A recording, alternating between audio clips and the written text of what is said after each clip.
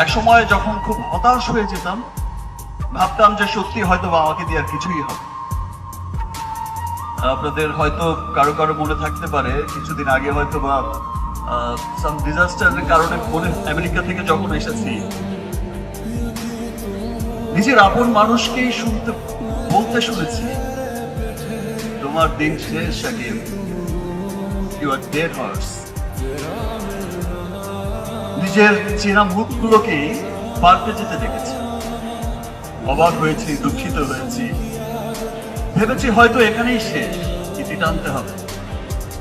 আবার ভেবেছি যাওয়ার আগে লাস্ট একটা ট্রাই তো করে যাই, এতগুলো বছর মানুষগুলো আমাকে ভালোবাসলো, একটা ট্রাই করে যাই, না হলে চলে যাবো, ছেড়ে দেবো চলচ্চিত্র।